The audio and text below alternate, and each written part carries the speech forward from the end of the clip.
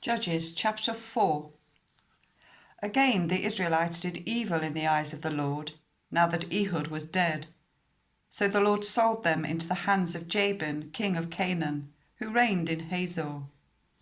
Sisera, the commander of his army, was based in Harosheth Hagoyim. Because he had 900 chariots fitted with iron and had cruelly oppressed the Israelites for 20 years, they cried to the Lord for help. Now Deborah, a prophet, the wife of Lapidoth, was leading Israel at that time. She held court under the palm of Deborah between Ramah and Bethel in the hill country of Ephraim, and the Israelites went up to her to have their disputes decided. She sent for Barak, son of Abinoam from Kadesh in Naphtali, and said to him, "The Lord, the God of Israel, commands you, go, take with you 10,000 men of Naphtali and Zebulun, and lead them up to Mount Tabor. I will lead Sisera, the commander of Jabin's army, with his chariots and troops to the river Kishon, and give him into your hands." Barak said to her, "If you go with me, I will go. But if you don't go with me, I won't go." "Certainly I will go with you," said Deborah.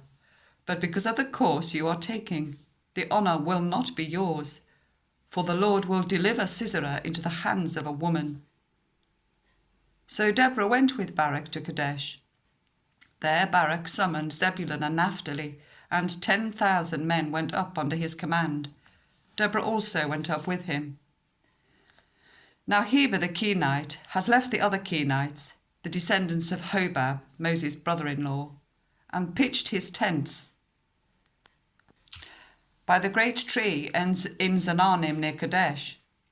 When they told Sisera that Barak, son of Abinoam, had gone up to Mount Tabor, Sisera summoned from Hasheroth Hagoyim to the river Kishon all the men and his 900 chariots fitted with iron. Then Deborah said to Barak, "Go, this is the day the Lord has given Sisera into your hands. Has not the Lord gone ahead of you?" So Barak went down Mount Tabor, with 10,000 men following him. At Barak's advance, the Lord routed Sisera and all his chariots and army by the sword, and Sisera got down from his chariot and fled on foot. Barak pursued the chariots and army as far as Harosheth Hagoyim, and all Sisera's troops fell by the sword. Not a man was left.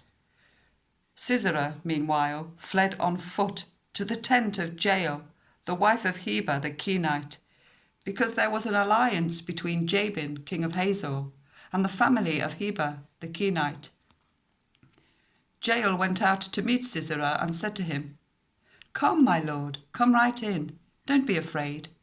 So he entered her tent, and she covered him with a blanket.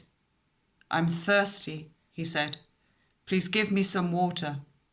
She opened a skin of milk, gave him a drink, and covered him up. "Stand in the doorway of the tent," he told her. "If anyone comes and asks you, 'Is there a man in here?' say, 'No.'" But Jael, Heber's wife, picked up a tent peg and a hammer, and went quietly to him whilst he lay fast asleep, exhausted. She drove the peg through his temple into the ground, and he died.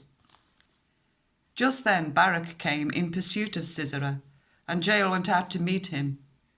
"Come," she said, "I will show you the man you're looking for." So he went in with her, and there lay Sisera with the tent peg through his temple, dead. On that day God subdued Jabin, king of Canaan, before the Israelites, and the hand of the Israelites pressed harder and harder against Jabin, king of Canaan, until they destroyed him.